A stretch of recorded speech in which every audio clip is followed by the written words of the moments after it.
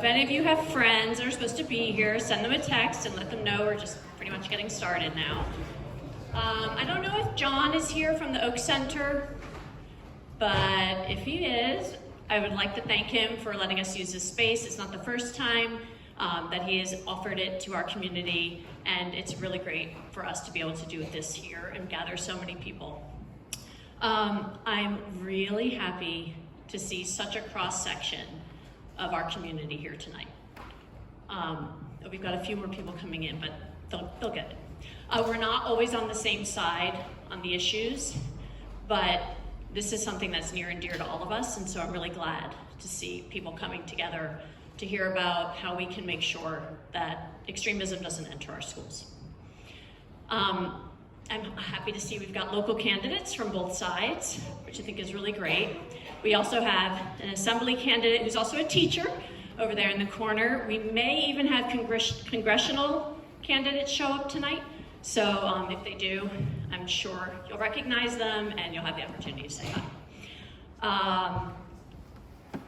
I want to introduce myself. For those of you who don't know me, I'm Lacey Cotter. I'm a longtime resident here in Summit. I have 4 boys. My oldest started in 2004 in kindergarten back at Lincoln Hubbard when it was still there. And my youngest will enroll in kindergarten in the fall of 2024. So that means that I've been a Hilltopper for a really long time. He will be graduating in 2037. So I am very invested in the public schools.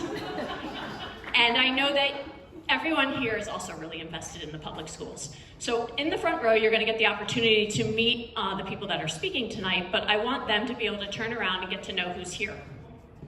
When I was up front doing registration, I saw some friends from New Providence. So if you are someone who's not from Summit, New Providence, Berkeley Heights, raise your hand, and thanks so much. Thanks for coming out. So when we do the presentations, even though we originally talked about it being just to a specific type of school board, if you could mention a little bit about more of the other types of school boards that are around here. Current parents of Summit Public High School students, or not high school, Summit Public School students, raise your hands. What about parents who have Summit graduates, you know? Do we have any Summit graduates themselves here tonight? Nice, thanks for coming. What about SCF? SCF board members, SCF liaisons, post, present, donors to SCF? Right? Okay, seeds, any seeds graduates or seeds donors? 11 plus board members, awesome. Do we have any tutors, music or art instructors? Do we have any teachers in the house, retired or otherwise? Oh, nice, thank you. Let's see what, do we have volunteer coaches? Supporters of the boosters? PTO committee chairs? PTO past board presidents? Board of Ed, I know we've got Board of Ed. Current class parents, class moms, dads? What? Come on. I know you were old class mom. So anyways, we're all here because we care about preserving and safeguarding our public education. That's why we're here together. I'm really glad that we could all come together in this forum. Summit is not immune. I know a lot of us like to think that it is, because naturally we want to think that we're immune to all kinds of extremism. We like to think it's something that happens somewhere else, that it happens in Florida, that it happens in South Jersey. But the truth of the matter is, if you've been reading the local Tap Into, there have been some letters written next door in Chatham from Moms for Liberty. There's a case study that we're going to explore in Bernards Township about how there were, well, you'll learn about it. I just want to stay on my notes because otherwise I go off and try to keep it going. So last year at Washington School, I'm sure a number of you know, there was an improper use of a school directory as an attempt to organize a mass opt-out of New Jersey Health Standards curriculum. So yeah, it's here. But I'd like to share with you why I agreed to MC this event. Back in May, there was a small contingent of opposition, and it was small, to a public drag show. As part of the postmortem, there were Oprah requests filed. And for those of you who don't know, Oprah is an Open Public Records Act, and it allows for the public to see government records, for us to have public access. So I want to read you one of the letters that was sent to the town.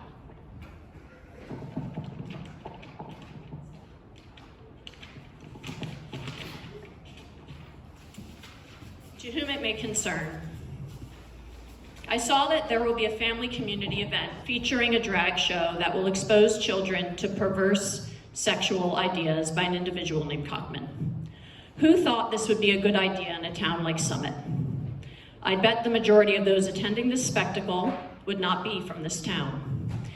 It is an insidious ploy to make pedophilia normalized, and it's unacceptable. Cancel this show immediately. Know your audience.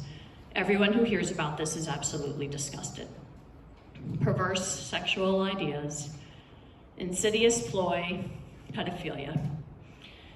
So this letter was written by a person in a position of influence in one of the many organizations that directly impact our schools.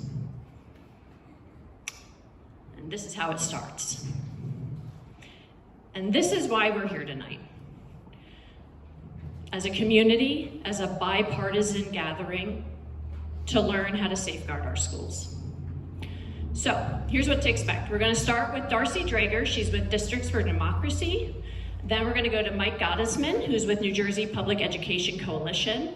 Then Darcy and Mike will be joined on stage by two past presidents of the Summit Board of Ed. We've distributed index cards for questions, and we will collect those questions and I will moderate. We are trying to keep the actual presentations pretty short so that your questions can be answered. So let me get started. Hang on a second. Clipboards are really great, and then sometimes they're not. So, hang on. Okay. So Darcy Drager is a business analyst with 2 decades of experience in strategic planning. She spent the majority of her career at UBS AG as a senior regulatory analyst for global equity research. She was co-creator of the firm's global disclosure database and led its regulatory analysis and implementation team. Drager currently serves as executive director for Districts for Democracy, a PAC founded by former NJ Representative Tom Malinowski. It is dedicated to supporting nonpartisan candidates in school board races across New Jersey. Drager graduated from Indiana University with a double major in political science and journalism. She is a Founders Day Scholar and received the Chris Savage Journalism Scholarship for Outstanding Achievement. Drager has also volunteered with the Chester PTO as a member of the Chester Science Fair Board, the Friends of Chester Library, and is a certified Rutgers Master Gardener, which I think is super cool. Welcome Darcy Drager to the stage, to the podium.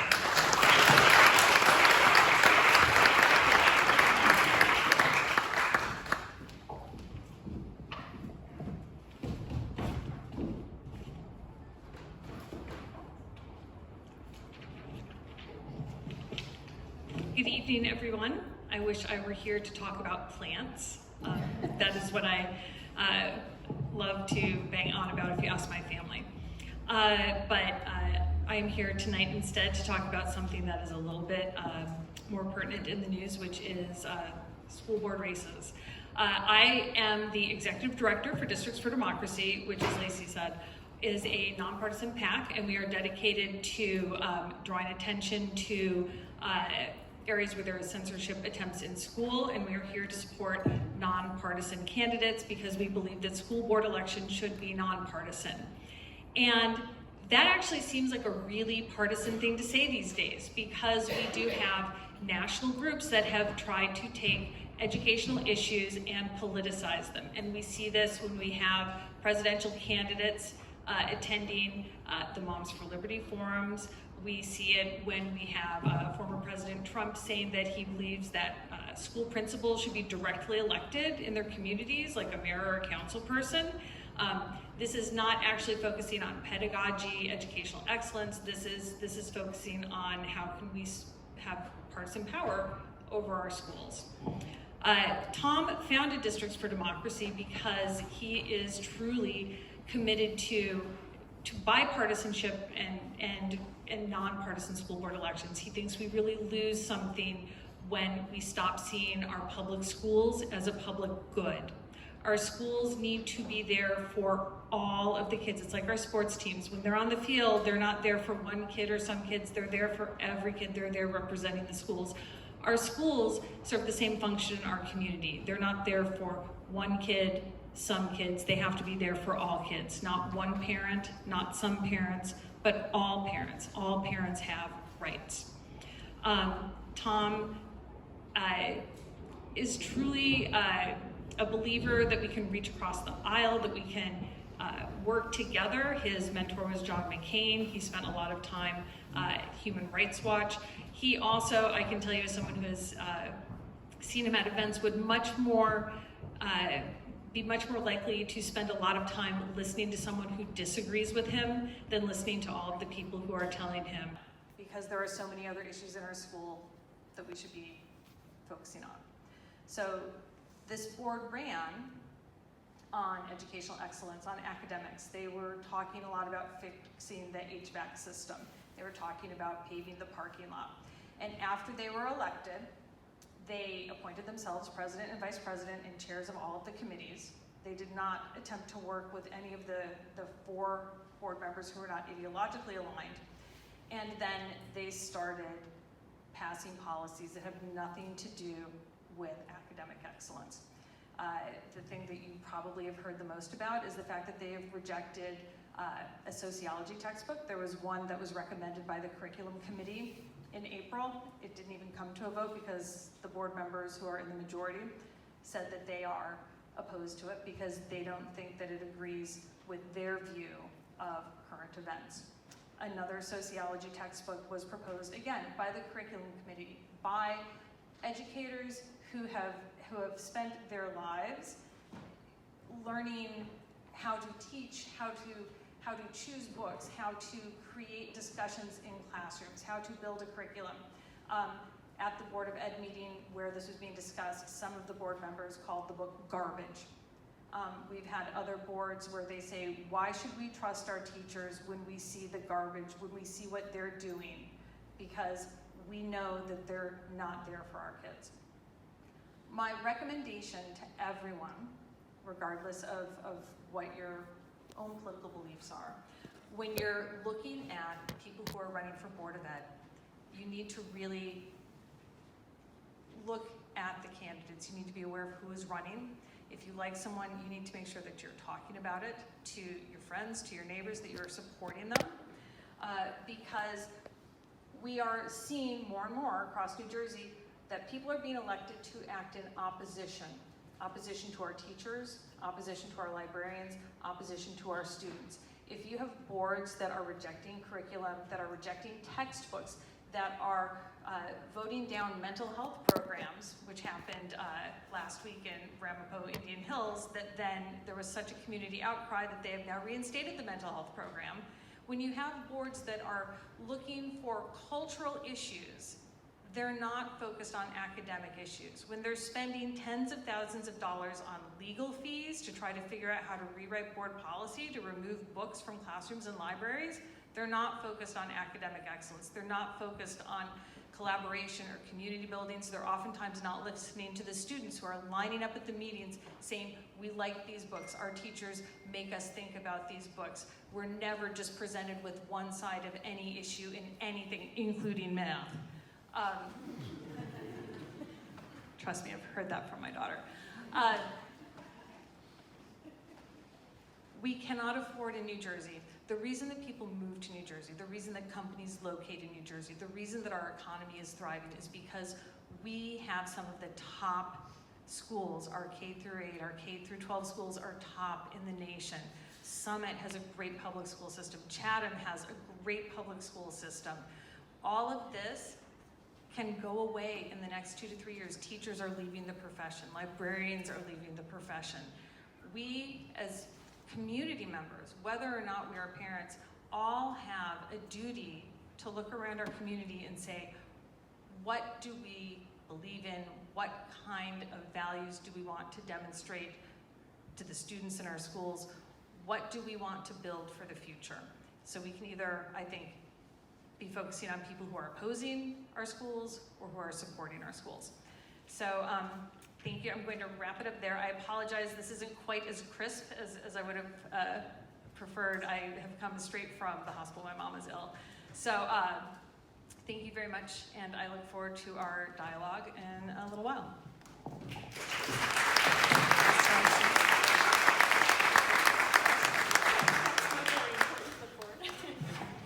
Thank you, Darcy. Okay, so up next, do you want to sit there through Mike's thing? Is that okay? Yeah? Okay, good. Okay. Up next is Mike Gottesman. Mike is a 37-year resident university and Vanderbilt Law School. He's retired from the practice of law after 30 years running his own practice and representing individuals and business entities in a variety of areas. Mike is a member of the New Jersey League of Women's Voters Education Committee and the Wayne Township Citizens Emergency Response Team. Mike is the vice president and founder of Wayne Vote, voluntary organization active in disaster, which has organized members of the township and local businesses to help families in need during times of flooding. Wayne VOAD or VOAD has provided hot meals to hundreds of families and even delivered them to their homes when necessary. Currently, Mike is retired and has dedicated himself to protecting our public schools from radical agendas and dark money forces that seek to destabilize our public schools. He seeks to preserve an inclusive and diverse education for his granddaughter and all children. Thanks, Mike.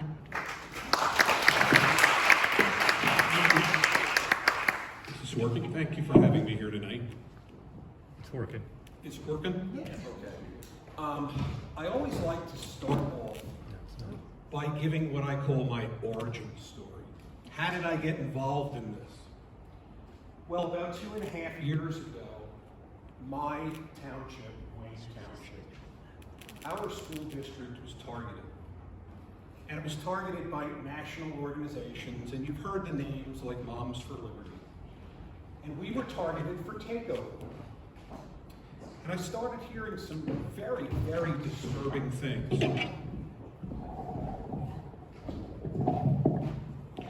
I started hearing some very disturbing things in our school board meetings. And it started out as a small group of maybe 10 or 15, and it grew. And they began attacking things like diversity and inclusion. And they began talking about how racism and slavery and the Holocaust shouldn't be part of our curriculum because it made their children feel ashamed.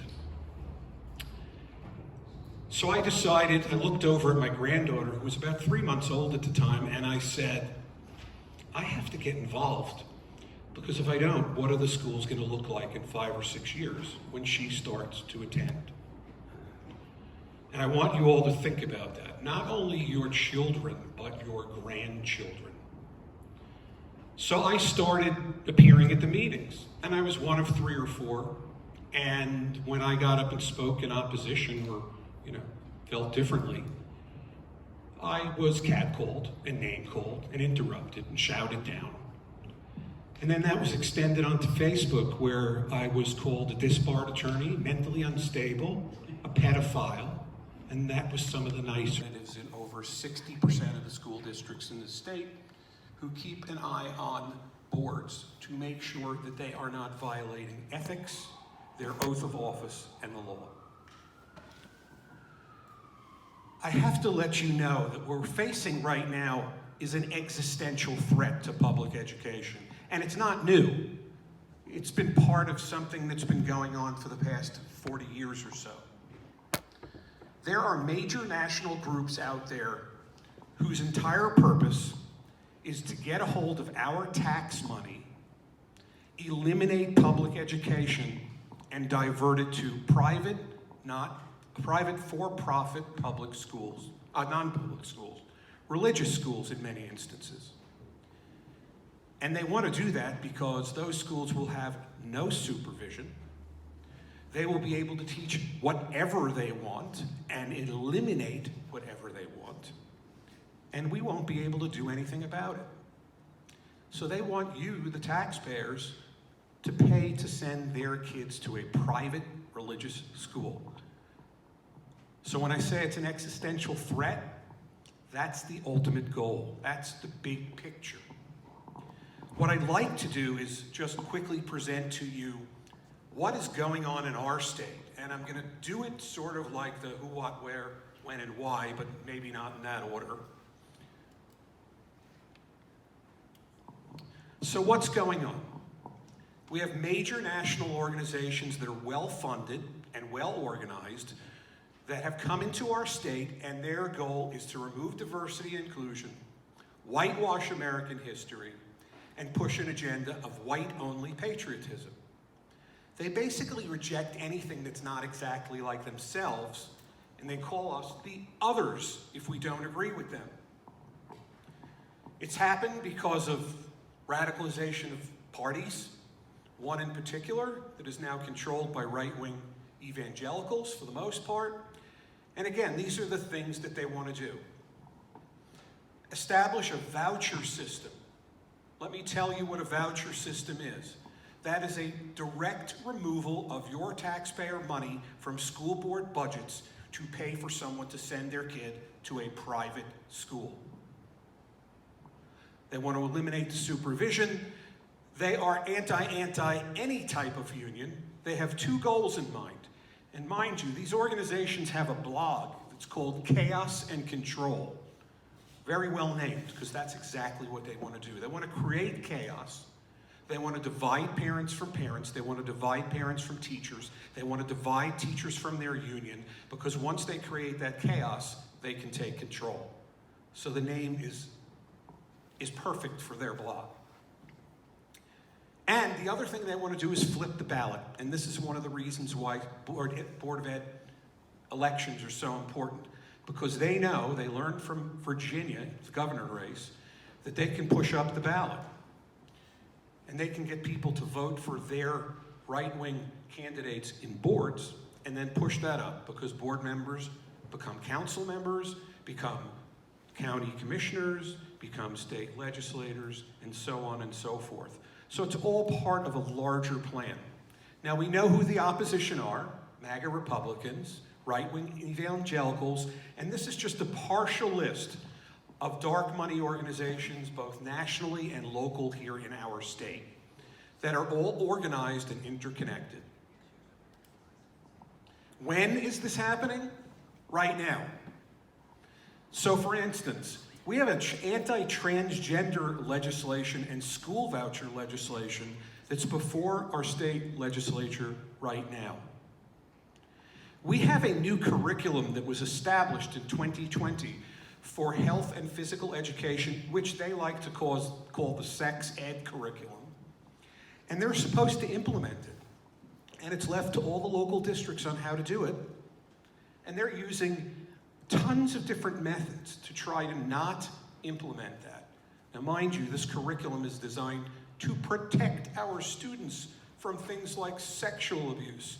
And one that you may have heard of is they claim that we're teaching K through 2 students the anatomical parts of their body.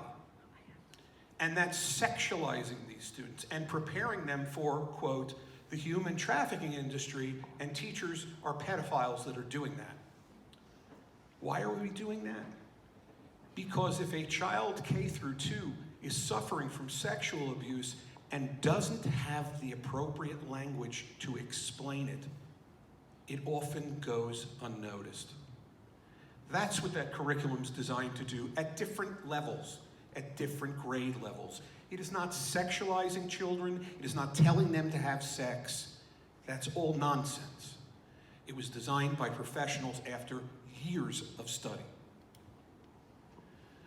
Senator Testa has a bill right now. They want to second-guess the professionals by saying that any student learning standard that the New Jersey State Board of Education issues, the legislature should be able to review it and approve it or disapprove it. Since when did all our legislators get a professional degree in education? I'm going to skip through a couple of these. These are some of the tactics that are happening in our local districts. They are firing and replacing administrative staff. Now, they're doing this because there's a shortage of administrators in New Jersey. And by firing more of them, they're making that situation worse, because their intent is to make it so bad that they want to go to the State Board of Education and say, you have to loosen the requirements for a superintendent job. And then they have dozens of puppet superintendents in other states that they want to bring in because they will bend to the will of these right radical organizations. They're removing books. We know about that. So they're restricting reading freedom because they just don't like the book. They're revising book policies to make it easier to remove. They're changing compositions of the review committees to remove education professionals, and a lot of other things that they're doing. But the whole goal is they want to whitewash public education and make our children less prepared when they graduate to be successful in the real world, just as long as they make them have the same belief system that they have, which is racist, homophobic, transphobic, and white nationalism. So what can you do? You must get involved in what's going on in your Board of Ed meetings. Must. You have to attend those meetings. You have to ask the questions. You have to call and email and visit your state legislators' offices, and you have to support the right legislation. Like Senator Zwicker has a piece of legislation now to prevent library books from being banned. It will result in potential loss of funding to make sure that we do not have censorship, not only in our school libraries, but also in our public libraries, because they're challenging them there as well. Our motto, the coalition, is engage, educate, and collaborate. And that's what we do as a grassroots organization. We believe 60 to 65% of the people in New Jersey still don't know what's going on in our school boards. That's why I'm here tonight, to put the word out. We then need to educate everyone so that they can discern the disinformation and misinformation from what's true, like what I just mentioned before. We're teaching our second graders to be sexualized. Nonsense. And then we create collaborative groups in individual districts so that parents feel more comfortable getting up and speaking and expressing their opinions, because we know we represent the majority, but the other side is loud and very active, and they seem like they're a lot of people, but they're not really a lot of people. They're a minority.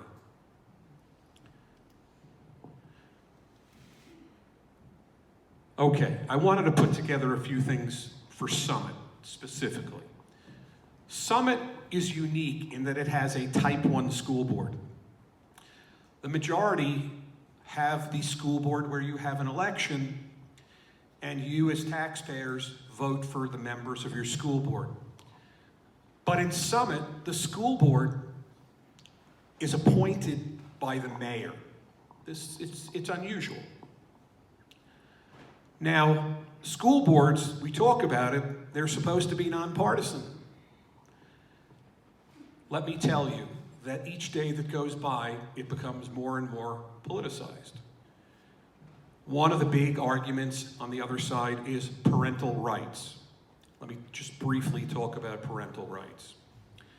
Parental rights to the opposition is, this is my belief as a parent, and it's my right to force my belief on every other parent in the district. They don't care about every other parent and what they may feel, and the perfect example of this is the new curriculum in health and physical education. As parents, they say they don't have the right or say in the curriculum. But since 1980, they've had the right to opt their kids out of it. It's an absolute right. If they have a moral objection to the curriculum, it's an absolute right. But that's not enough, because as I said, they want to impose their viewpoint, their agenda and their dogma on everyone. But here in Summit, your board kind of becomes a political animal because your mayor appoints your candidate. So my suggestion is ask questions of your mayoral candidates. If elected, who do you intend to appoint to the board? You're perfectly entitled to that information. And emphasize to your mayoral candidates that you expect board members to put any political agenda they have on the side, because boards of ed are not about red or blue or green. They are about what's best for the kids. And that's the only thing that a board member should be concerned about. Ask more questions. Will your appointees be pushing an agenda? Do your appointees understand that it's not the board's role to administer the school? That's what the superintendent does. Will they accept the curriculum and implement it as required? Because if they don't, they may lose funding. And that creates a budget deficit that taxpayers have to fill. Will they support New Jersey policies on LGBTQIA+ students? Will they put aside their personal beliefs and commit to the best possible education for students that will prepare them for success? And why is this so important? That you know the candidate and the people he is going to appoint or she is going to appoint ahead of time. Because the only way you can remove a member of your Board of Education is if they commit an ethics violation that is so egregious that the New Jersey School Ethics Commission removes them. And that's a real rare situation. The rest of removal is controlled by your own board policy. And basically it's if the person moves out of town, they're not a resident of your school district anymore, if they're disqualified from voting. And the last thing you can do is request a recall election. I can tell you that in the history of the state of New Jersey, up to now, only 3 or 4 recall elections have ever happened against a Board of Ed member. I'm going to skip through these slides because this is information that you can find out about the coalition on our website. It just describes 10 different segments of our coalition. We hope that some of you might be interested in joining us. We're still looking for municipal representatives from districts. We also have a form on our website where you can report any questionable actions you think your Board of Ed is taking, whether they be unethical, against their oath of office, or potentially illegal. And again, this is just where our Facebook page, our web page is. I can provide all of you with this information on the side if you're interested. The important thing is, it's time to get engaged. We have lost boards in the last 2 election cycles. We have many boards that are hanging by a thread, and the result of this upcoming election will determine which way they go. Whether they will be in support of teachers and support of student success and achievement, inclusive of everyone, schools that are for every child, not just the ones that you choose. This is the election that's going to make that determination. So if you have never voted in an election before for school board, now is the time. If you are here from Summit, you have to be extra careful about the mayoral candidate that you support. You have to make sure that that candidate is going to appoint Board of Ed members that have the viewpoint and the agenda that agrees with your own. Thank you.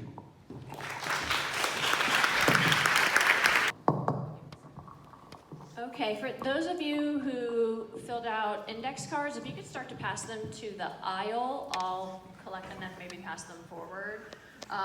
We're going to be joined on stage now by Susan Harrison and Chris Bonner. As I read their bios, you can pass your cards over. So Susan Harrison is the current president pro temp of Summit Common Council. I'm going to need these again. You know, when I used to do this, I didn't need these, but I'm getting old. And she has served as a council member since 2019. She's a fourth generation Summit resident and product of the Summit Public Schools. You know Lawton C. Johnson, Summit Middle School? Susan knew Mr. Johnson personally. Susan has a master's of public administration from Seton Hall University. After spending 20 years overseeing budgets and compliance at one of the largest private foundations in the world, Susan is CEO of the Susan Harrison Group, a philanthropic consulting firm. Susan served 2 terms on Summit's Board of Ed, including as president, and she is passionate about education as a foundation to Summit's vitality. She has served as a commissioner for Union County Board of Taxation, as a governor and foundation trustee for Union County College, now Union College, and is an advisory board member for the Center for Effective Philanthropy. These are just a few of her many, many roles she has taken on as a volunteer in our local and larger community. I mean, really, I had to edit it down, Susan. She's a recipient of the Tri-City NAACP Jubilee Humanitarian and Community Service Award, the Summit Good Scouts Award, the MLK Day of Service Keeper of the Dream Award, and the YMCA Achiever of the Year Award. Susan Harrison, come take a seat.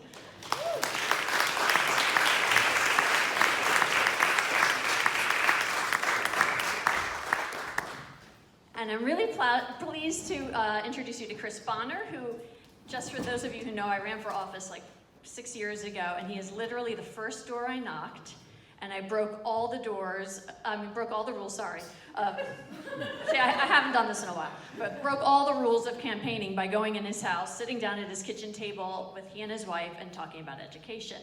I found out later from my campaign manager, I wasn't really supposed to do that, but it was the beginning of really a great esteem for you.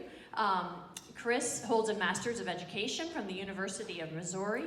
After enlisting as an infantryman, Chris became an officer in both the U.S. Army and the U.S. Coast Guard, where he served as a search and rescue helicopter pilot and instructor before being assigned to Coast Guard headquarters in Washington, D.C., where he managed major headquarters programs, including the Services Learning Management System and the Graduate School and Voluntary Education programs.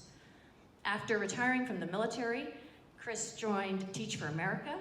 He became a second-grade teacher in Newark, and he ended up being an admin also at the KIPP School in Newark. He lives here in Summit and is now your operations manager at Kent Place School, is that right?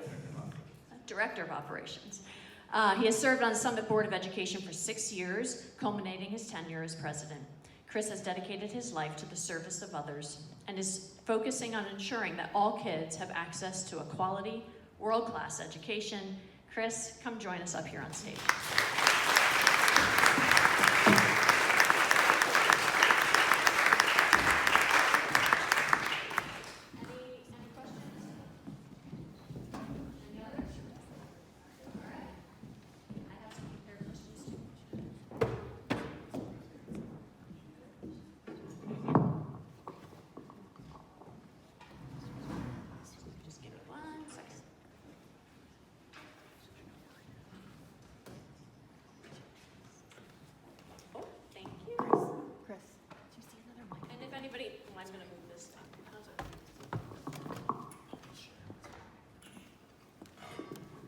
If you come up with other questions, just, fly them up here like paper airplane.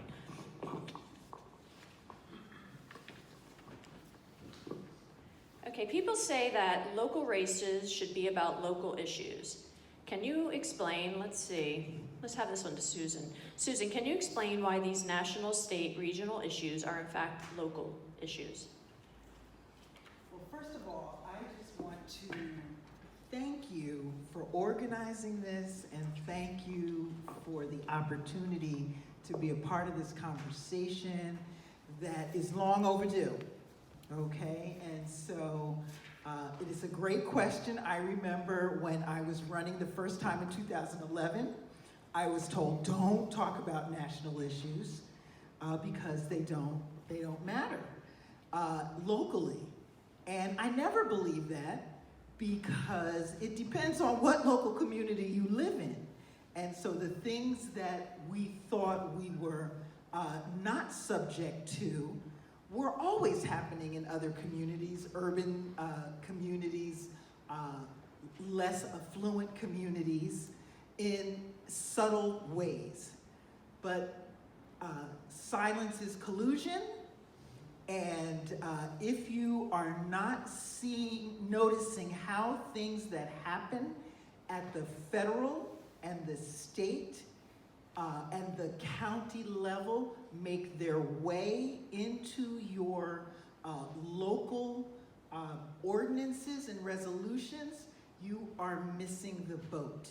And so, yes, they matter. They just take a while before they get to you.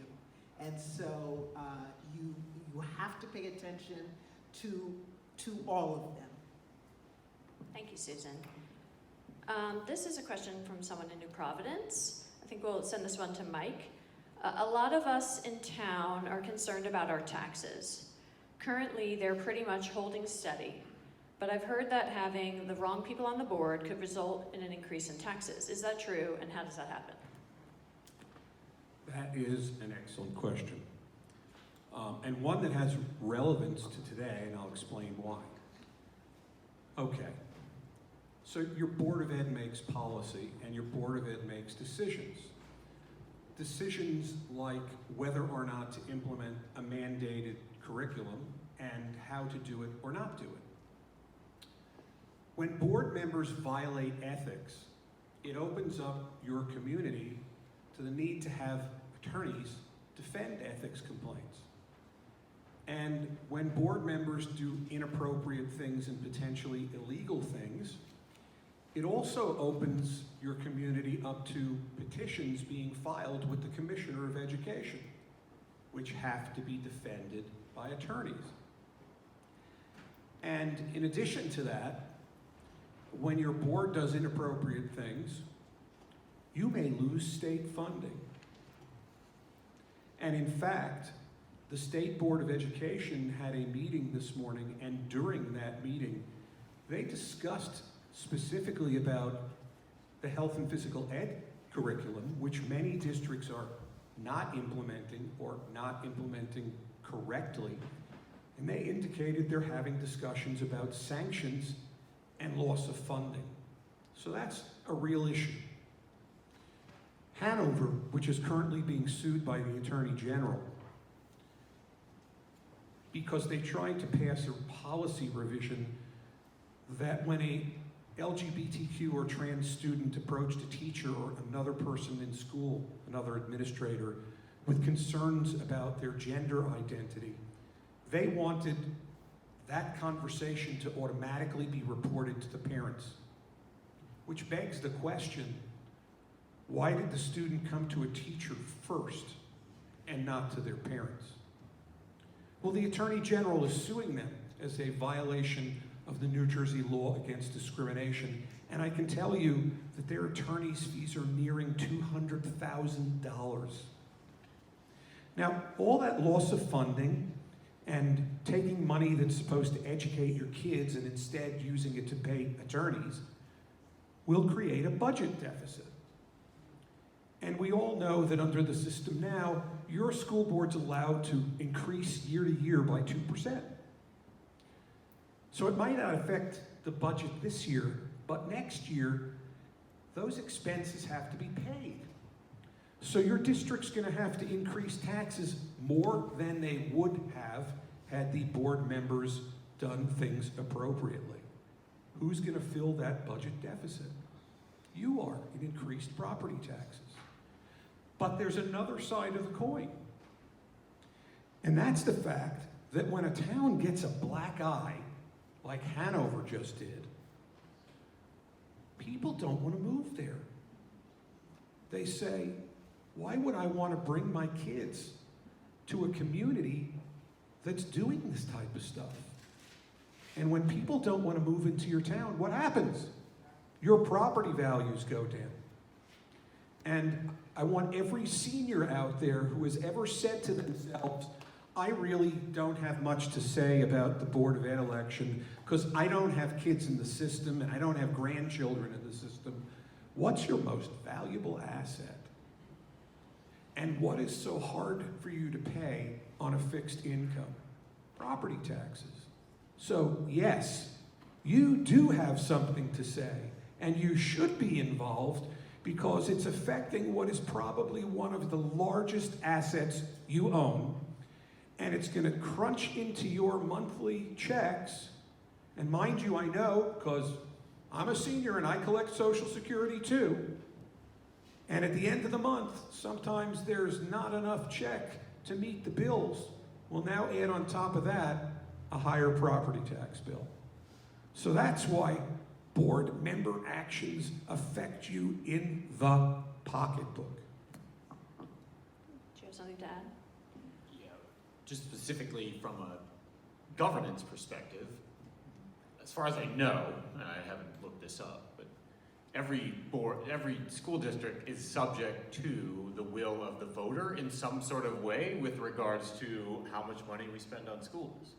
Either the members of that community get to vote directly on school budgets, either yay or nay, or in a case like Summit, the Board of School Estimate, which is a majority of council and the mayor, have override and veto authority with regards to the budgets that we proposed when we were on the school board. So you automatically get set regardless. So that emphasizes Mike's point about be careful who you elect with regards to if property taxes are your number one concern. But there's always a check and balance on that property. Now, I haven't looked this up either, but I guarantee there's a really strong correlation in Summit with regards to the quality of our schools, the value of your home, but more importantly, if you look across the country, the way we fund schools based on zip code, which I could have a whole other forum on, and not here tonight, but that's what we are here, that's the situation that we find ourselves in this country. There is also a strong correlation with regards to how much taxes you pay, your home values, how much we invest in kids, and the outcomes that kids get when they graduate as seniors. Just take a moment one time on about May or June and look up the stats that, if you live in Summit or your district, the stats that they put out with regards to the educational and academic outcomes of the kids that are graduating from your high school, and then look at your tax bill and see if there's value there. I can almost guarantee you in every case, you're getting what you pay for with regards to how much you spend on kids in school. Thank you. So where did Moms for Liberty come from? I don't know if anyone here knows specifically. They recently had a convention in Philadelphia, and do you know what transpired there? I see, Darcy, you're backing up because you know Mike's got this one. Okay, Moms for Liberty was basically formed by two women down in Florida, one of whom was a failed Board of Ed candidate and decided she was going to get back at the people that ran. And that's how it started, but it quickly became a front for right-wing dark money. And don't let them tell you that they're paying for all of these things with the merchandise they sell on their site, because it's absolute nonsense. They have expanded and they are now supported by some of the biggest names you'll hear in dark money. Some of the biggest names you'll hear in dark money, like the Heritage Foundation. And they are basically a machine at this point.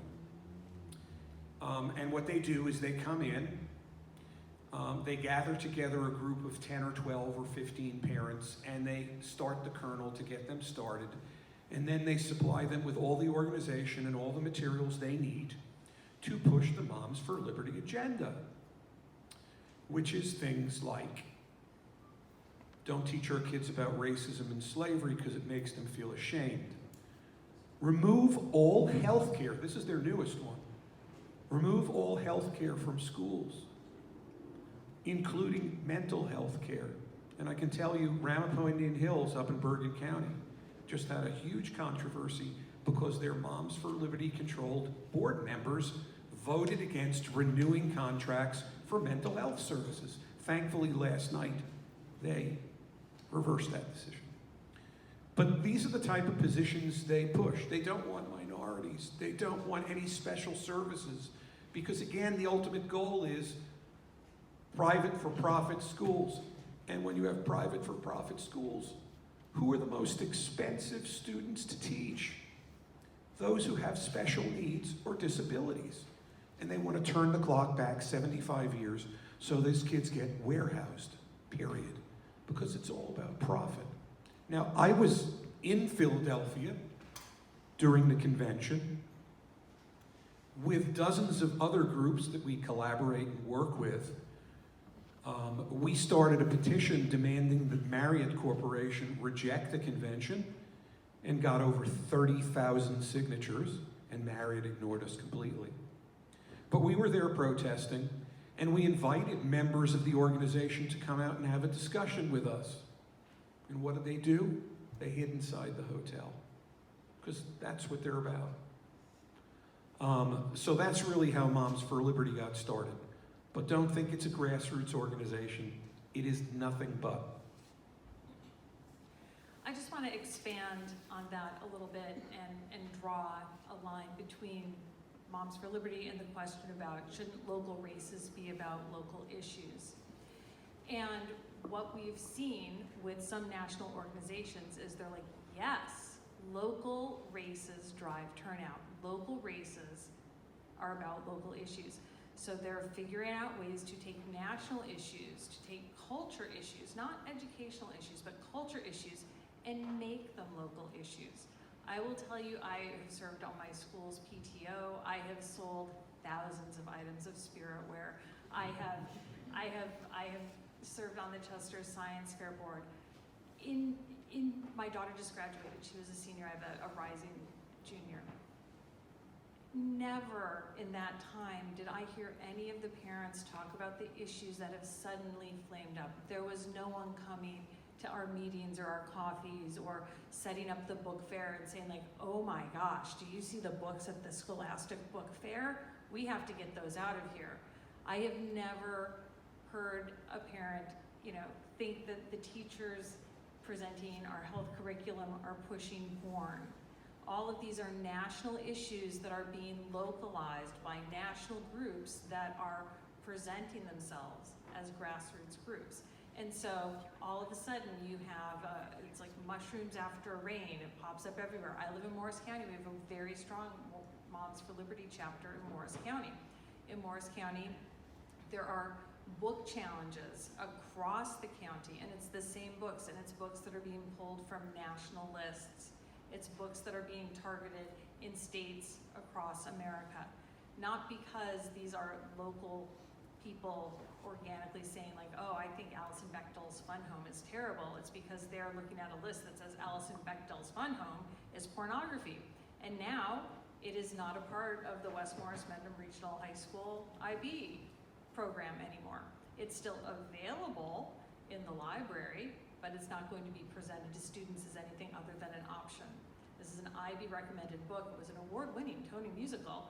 And we have national groups that have come in and persuaded our local residents that this book is a danger to their children. There's a direct relationship. May I weigh in on that as well? Yeah, I just wanted to say one thing, just so you understand how insidious these organizations That was are. the word that I was going to use. Okay. Moms for Liberty created a website called Book Looks.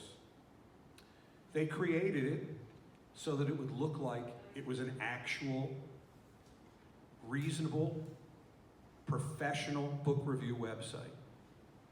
What is it?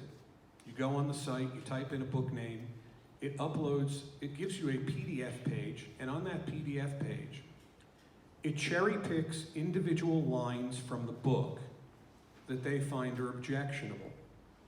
And then underneath that, and talk about how much time and expense and money they must have put into it, it gives a list of words that they find objectionable and a count of how many times those words are used in the book. And then it gives the book a rating. And what happens? They give these to people in local communities, and mind you, all the book challenges across these communities are almost identical because they're not written by residents. They're written by Moms for Liberty. And they walk in and they hold up this page from Book Looks as an authority that these books that are multiple award-winning books are pornography and obscenity, and they say, here. And fortunately, we have representatives who then hold up the same thing and explain where they came from.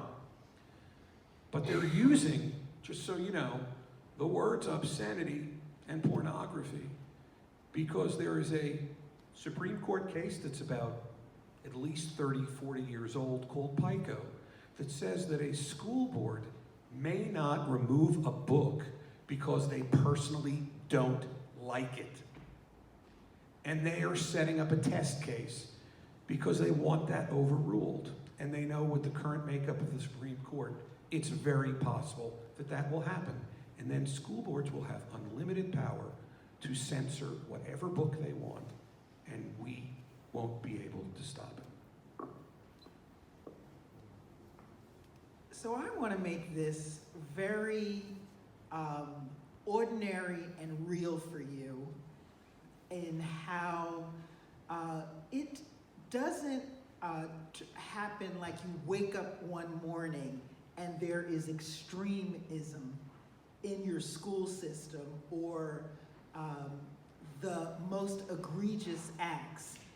Insidious is a word you have to pay attention to, and I really appreciated, Darcy, you lifting up how being involved, because you could think because you have people who are actively involved in the system, and if you are serving in a leadership role, getting on your nerves about lifting things up, you really need to interrogate their intention and get to the heart of their intention.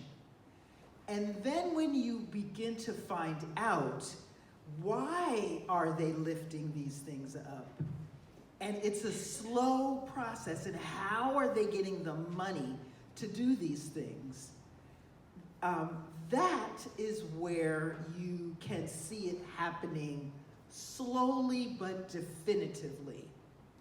And so that's why I know this seems, some of the things that we're talking about seems outlandish, and why we are saying the remarks that you had about what you can do, it's about being involved. It's about an engaged citizenry from the parents, from the children, and like you said, the senior citizens. You have to think about community in a sense of everybody. And that's not what we're being driven to do in this day and age. We're driven to be scarcity oriented and protect mine and think that someone is out to take something from you. And we have got to be careful when that is what people are standing up and demanding in your schools and in other places. And let me add just to that, because one of the things this town does really well is get involved, right? We get involved on lots of issues, and we get passionate. And I read that letter earlier because that person was involved. And so when we're involved in our schools and our community, and we see somebody who really is speaking hate and is trying to divide and leave children out and not give them an opportunity to find a safe space in their school, then it is our job as other parents, members of this community, to hold them accountable, to talk to the leadership of those organizations and say, I do not want this person to be active in this organization anymore.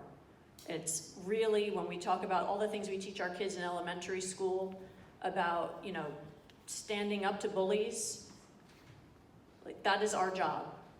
It is our job as parents in this community when we see that Oprah letter from someone who is influential in an organization that impacts our education here for our students. You can have the Oprah request. That is our job to hold them accountable. Now, Chris, I know that you have a story about this, right?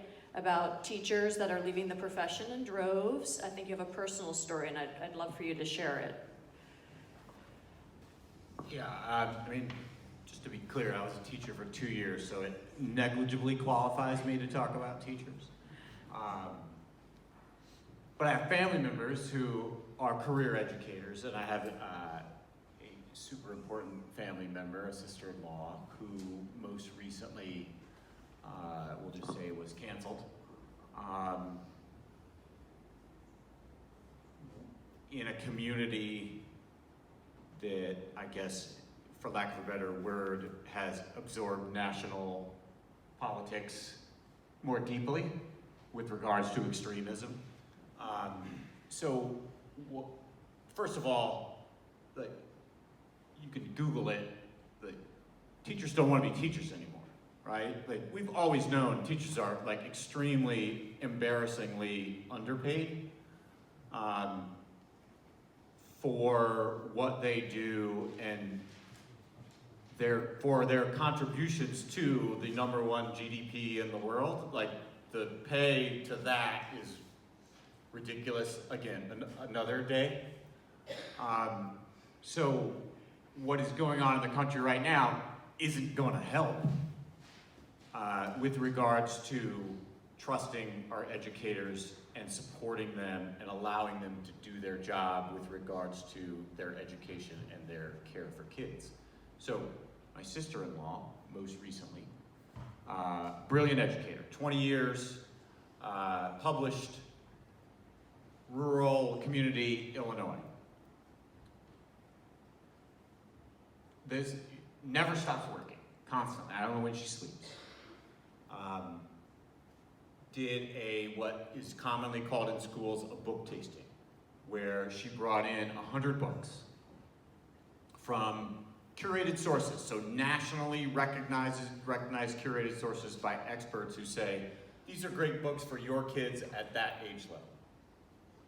Had 100 books.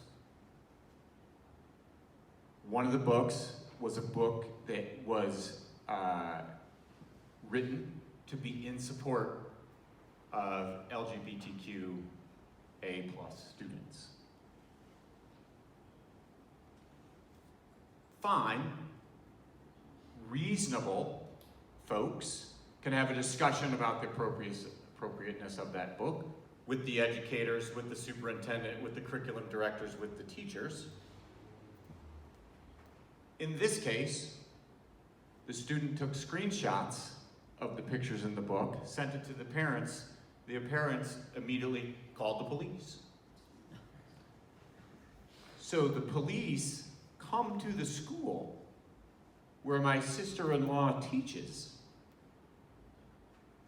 and goes to the principal and pulls her out of class to have a discussion about this book.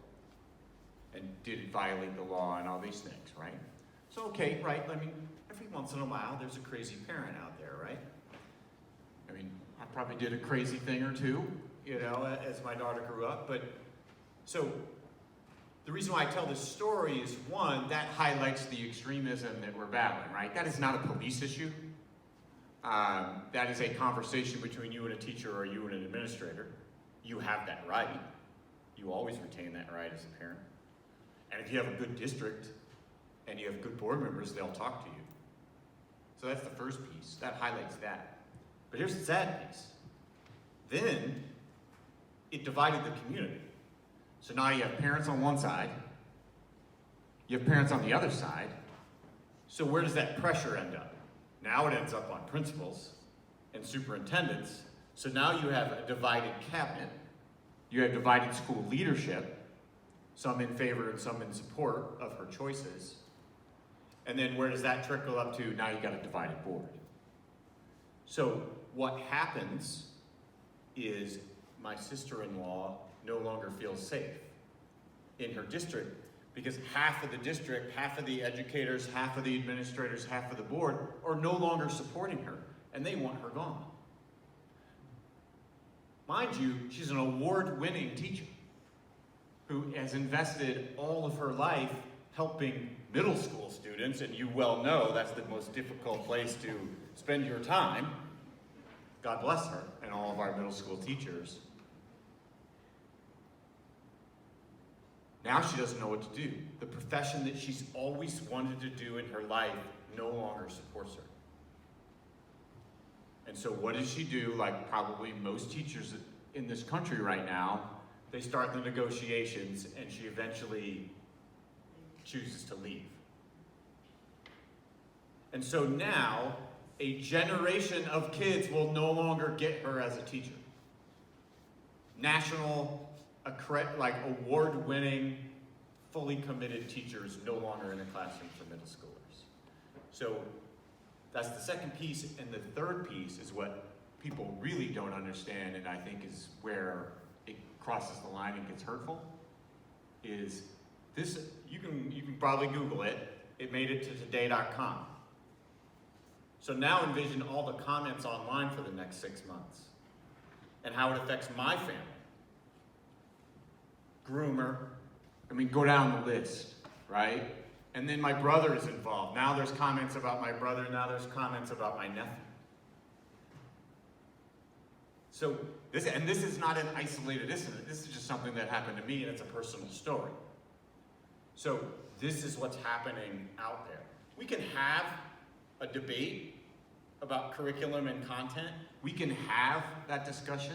As a matter of fact, as a former board member, I encourage you to have that discussion with your teacher. And as a board member, when people came to me, the first words out of my mouth are, have you talked to your teacher? So that's just one example of probably you all know a lot better than I do, of probably hundreds, if not thousands, of an example where we lose a brilliant educator at probably the most critical time in our kids' lives at middle school. So I wanted to share that with you. But here's the ultimate revenge.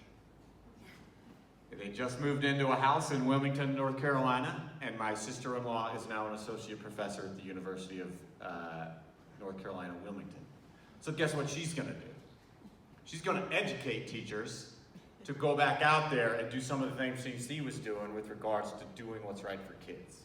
So that makes me happy, that makes my family happy, and we're so proud of them, and we're so proud of what she's done as an educator up to this point, what she did in this situation, and what she will do in the future for ultimately all kids. And if you think that's an isolated incident, let me give you some statistics.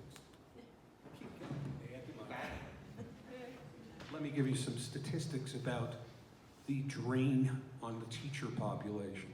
In the United States right now, we have a teacher vacancy nearing 250,000. But the real sad thing is that enrollment in teacher education programs in college have gone down 35%. Why is that? Because of the attacks on teachers and the accusations on teachers. They've had enough. They're leaving the business. They're leaving the industry. And young people coming up are saying to themselves, I don't need that hassle. I can do something else. So this is another problem we're going to have moving forward. This country is going to have a severe teacher shortage, which again is part of the game plan because they want to be able to get the qualifications and criteria needed to get a teaching certificate lowered so that they can put anyone in there. Look, in Florida, and I have nothing against veterans, but they're putting veterans in to teach because they can't get real teachers to teach. Veterans, God bless them, but they don't have a teaching degree. They don't have the professional education necessary to teach. And it's all part of the game plan. So this issue is highly focused on our schools, but there have also been reports of towns trying to defund their public libraries. There have been reports of librarians in New Jersey who have received death threats for simply doing their jobs. Have you seen much of that here, and can an elected official really defund a library?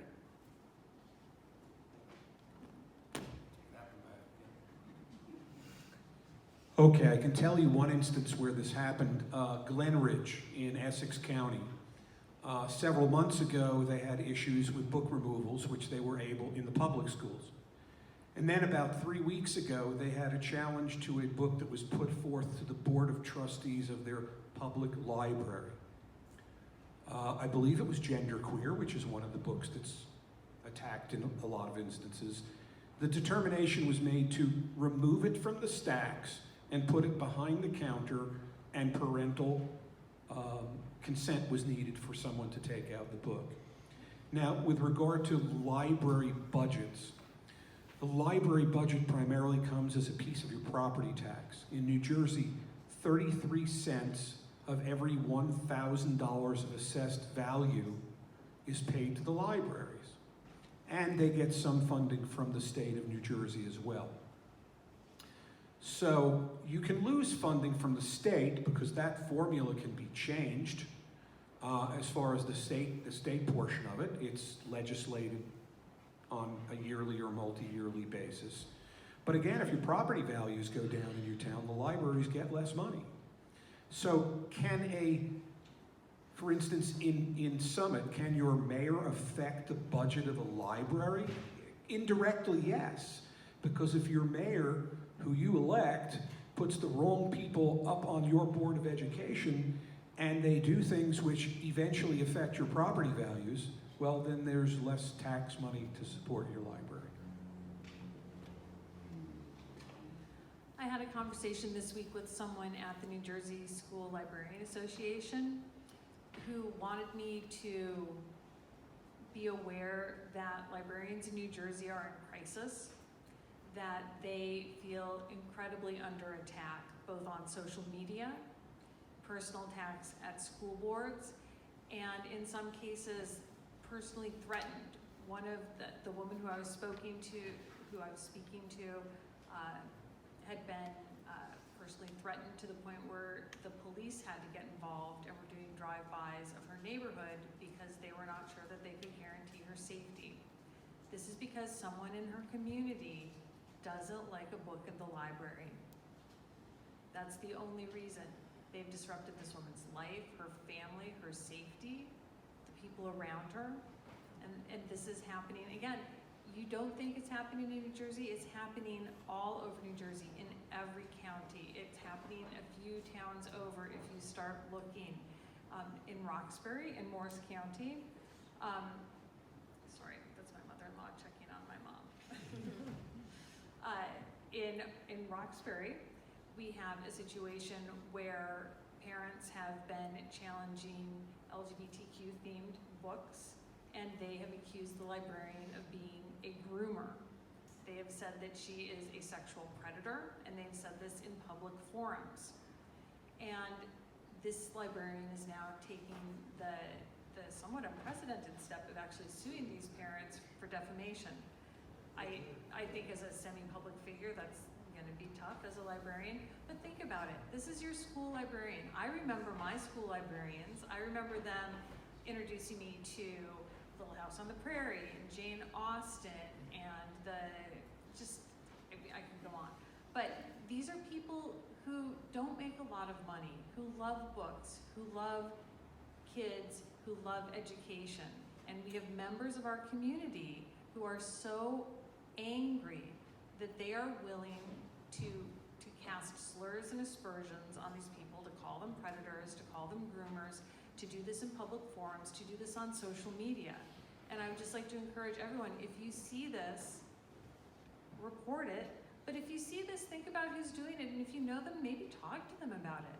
All of this stuff is very real. And I can tell you, as someone who has been occasionally the target of public commentary, it can be really corrosive to your mental health. So not only are we affecting the morale of our teachers, the morale of our administrators by having boards in opposition to them, not only are we demonstrating this to our kids, which is going to be affecting their mental health, we're showing to the people in our communities that we can't talk to each other anymore, that we can't reach a shared consensus.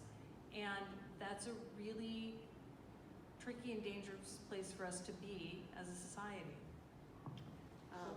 Lacey, may I Yes, please. bring it home? And in Summit, I can't say that I know of, for a book selection, a library staff person being stalked or whatever. But I am aware of a debate that took place on social media that caused a employee to be targeted because of her involvement and retaliation online.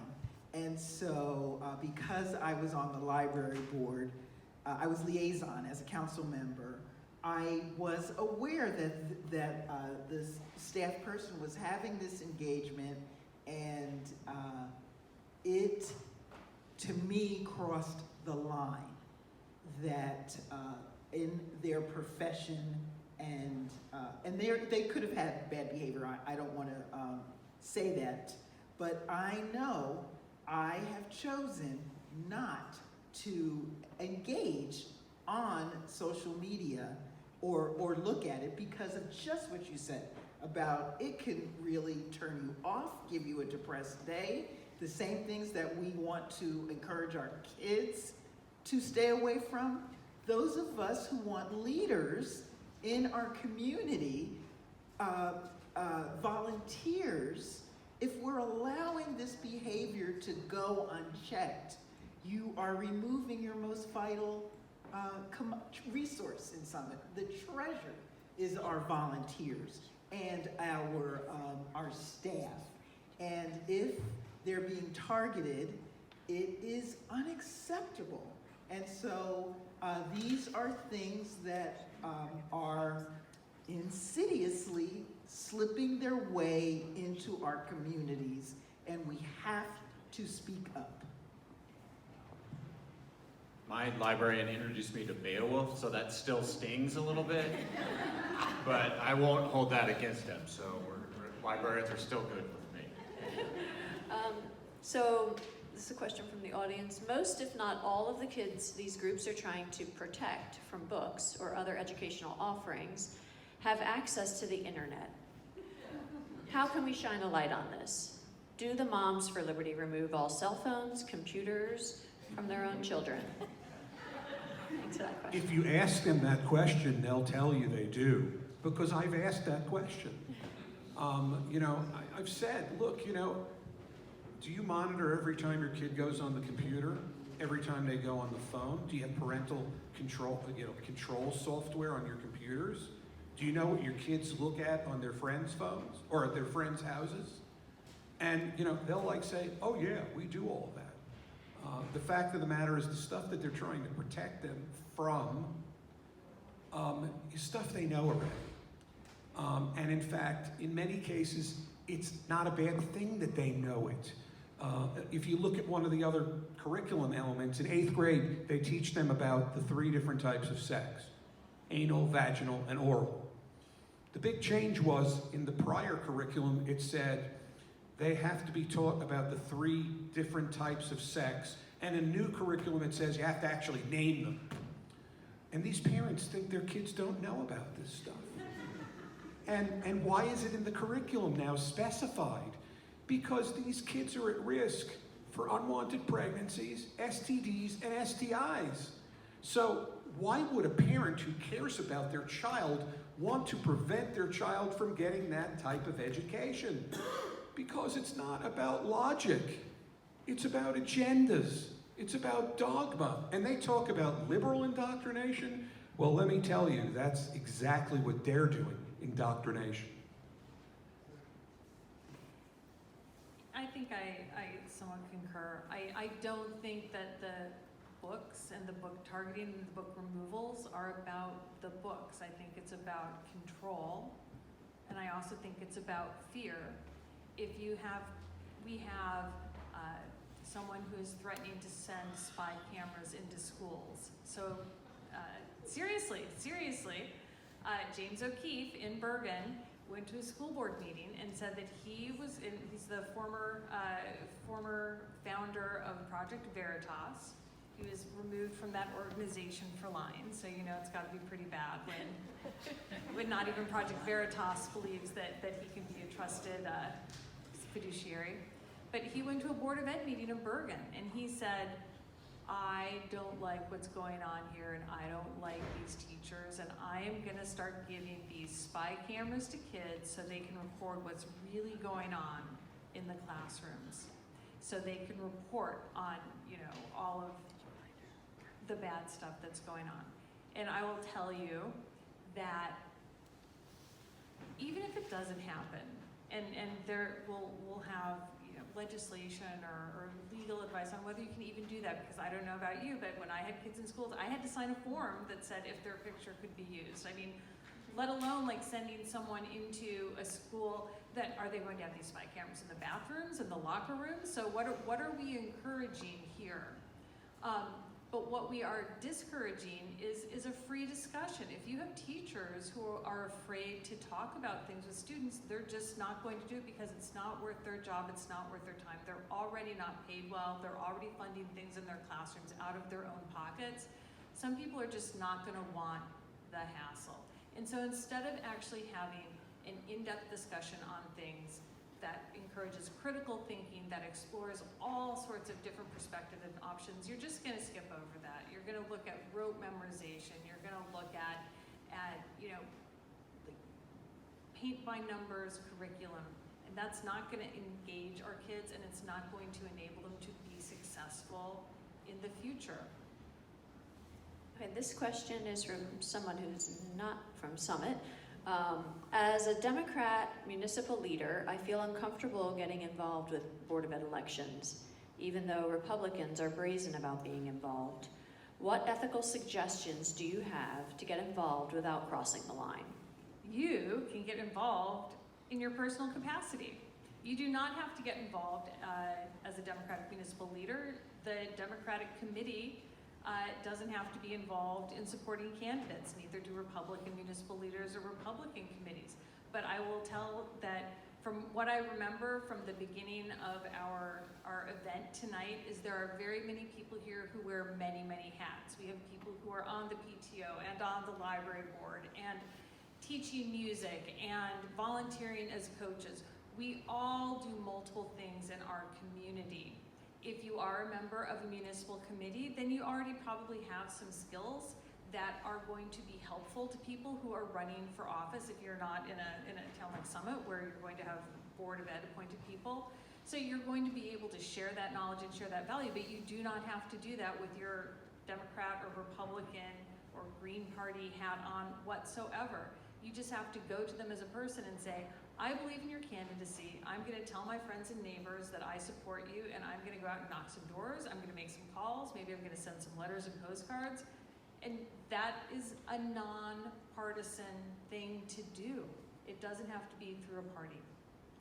How are we on time? Because we have a lot more questions, but I do not have a... 8:30. What, 8:30? Really? Okay, Just a quick addition to that. Okay. So our coalition is nonpartisan. And up until recently, I was the vice president of the Wayne Democratic Club, which is really a social club. I resigned. And one of the reasons I resigned is because the League of Women Voters asked me to be a lobbyist. And no matter, despite what they're trying to tell you now, the League of Women Voters is still nonpartisan. Their push now is to say they are so that they don't have to go to candidates' nights and be questioned. So I've been accused, how can you be the founder of a nonpartisan coalition and be the vice president of the Democratic Club? And my answer is very simple. On national issues, I agree with the Democratic Party. Women's rights, LGBTQ rights. But when I'm acting as the founder of the coalition, it's not about blue or red. It's about kids.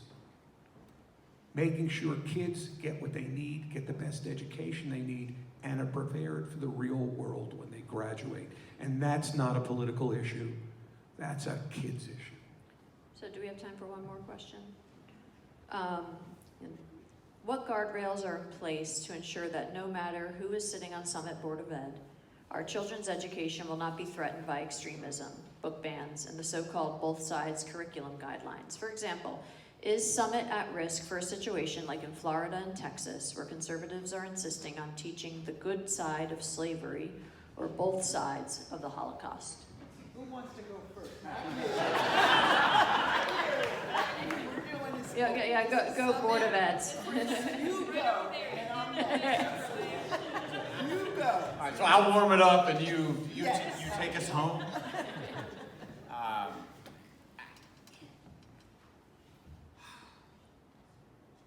As Mike pointed out, the value of your vote for mayor matters more in Summit than other communities in the country. We're a minority. I equate it to your vote for president matters with regards to the Supreme Court nominations, right? But, and I know Susan will back me up here. We can debate the appropriateness or the dangers of one way or the other. In my experience, in 6 years on the board, I found an appointed board to be very productive, despite our differences. In my 6 years, I think we only had one public vote where we had a dissension on one side or the other. That doesn't mean we didn't have a dissension before we got out there and voted,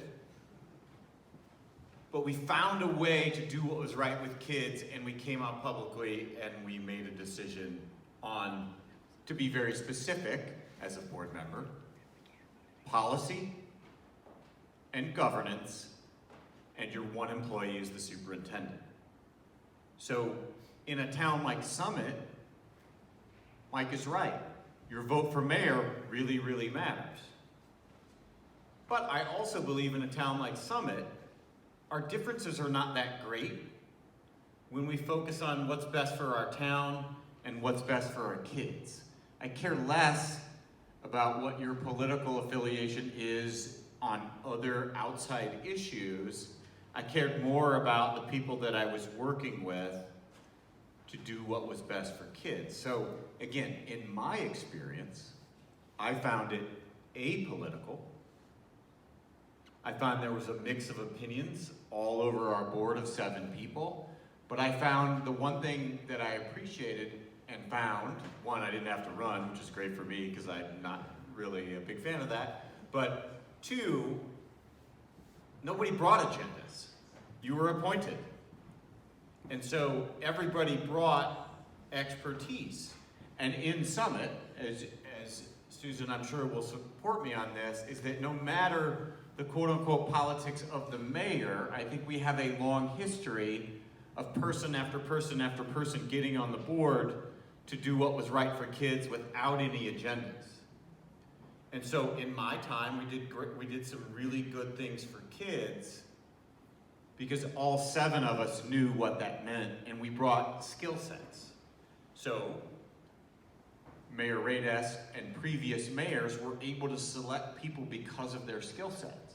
So if you're a labor lawyer, that's very helpful when we get to teacher negotiations and principal negotiations.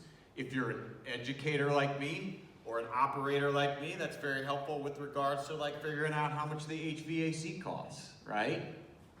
If you are a investment banker, you're talking about bonds and all those things. Like for example, like right now, Summit has a bond. You don't think our investment bankers on our board had an opinion on that and helped the district do really well at that? Absolutely they did. So I think if Summit stays careful and leaves politics out of BOE appointments, we can continue to do great things for kids despite who's the mayor, despite who's on the council. That's the value that we have, and so we're less subject to the whims of certain groups.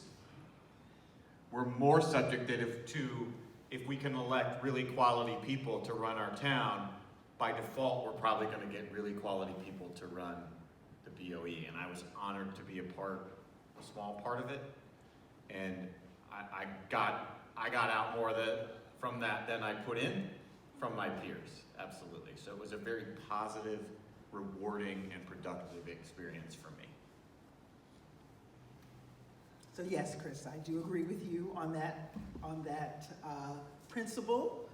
But who was around when all-day kindergarten was being, yes, and what was the guardrail, what was the protection that was in place when we were agonizing over all-day kindergarten and some people were standing up and saying the most horrible of things? What do you all recall made the difference? You showed up. You spoke at the meetings. You were engaged, and you called out the crazy things that were being lifted up about what was wrong about all-day kindergarten when it had nothing to do with the benefit from all of the kids. Let's go back to Chris during your time when the decisions were being made about closing school and opening school during the pandemic. What made the difference? We had to stand firm and hear the opposite side, hear different sides, but the community spoke out. And that is what I say is the difference that is in Summit, that you are an informed and engaged community that will think about what is in the best interest of all. And so who you appoint, and if there is, who the mayor appoints, and if the school board is heading in the wrong direction, this community is not going to sleep on that. They're going to speak out, and they're going to hold symposiums and make sure that the right thing happens. Just real quick from the practical standpoint, I agree with 100%. It's all about being engaged, attending meetings, asking the right questions, demanding the answers to your questions. From a practical standpoint, let's say you have a bad board member. It happens. Even if it's someone that you thought was going to be good, they start going off the rails. So what are the guardrails? You have several things that can be done. One is the filing of an ethics complaint if you believe that they violated the school board code of ethics. That takes about a year to be decided. In many instances, board members are no longer in office and it hasn't been decided. The second thing you can do is you can file an appeal petition with the Commissioner of Education, and again, that can take 8 to 10 months or more.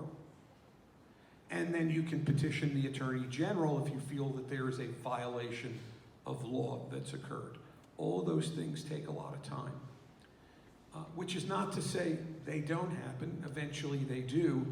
And one of the things we've been petitioning the governor's office is that they need to give the School Ethics Commission more investigators so they can do it in a more timely fashion.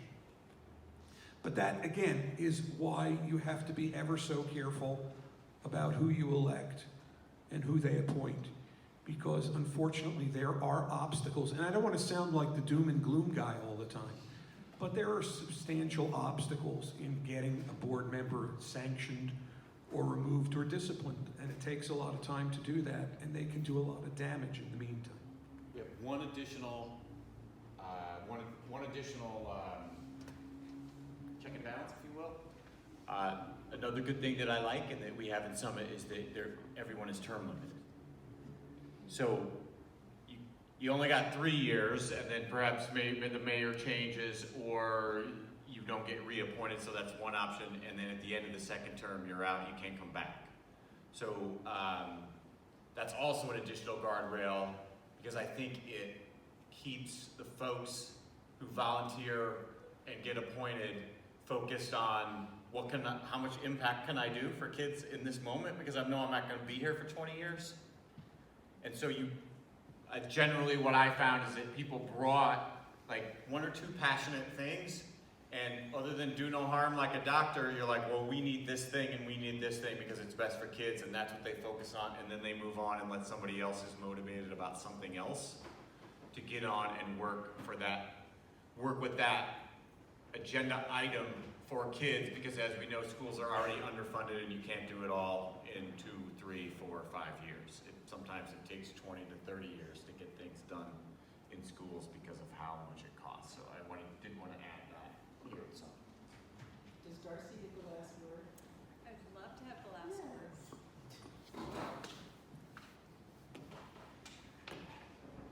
I think what I would like to close with is you are all here tonight because you care about this issue, because you care about your community, you care about your schools. But I want to caution you that the majority of people in your community probably aren't paying attention. Anecdotally, I knocked on about 700 doors last October for our school board candidates who were running. And of those doors that I knocked, 0 people knew the names of the people running for Board of Ed. We had 6 candidates. They didn't know anyone. Now in Summit, this is a little different, but it translates to local government, municipal government. This is going to be a low turnout election year because the legislature is the top line on the ballot. A lot of people don't know who their state assembly people are or who their state senator is, and they're not terribly concerned. They might not care about mayor or council. They might not be paying attention. You are paying attention. That is a gift and a strength, and I am going to call on each of you today to do something about that between now and September when vote by mail ballots drop, and now in November when we have the general election. It is up to each of us within our communities and within our counties, because there are a lot of races in Somerset, a lot of races in Morris that need support, that need people to stand up and back people who are trying to do good and trying to do right by their candidates. So I would say, make sure that you are speaking out, that you are standing up. You have to do or donate. And so you can choose which one you want to do, but you have to do one or the other. So thank you so much for coming tonight, and I'll turn it back over to Lacey. Thank you, everyone.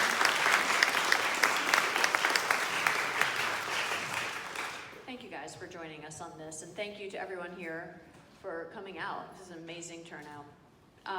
So bottom line, we want to vote for candidates who fully support public education. You want to know their background, their history. You want to ask them the questions that you want to know the answers to. Do they believe that all children deserve a free and equitable education?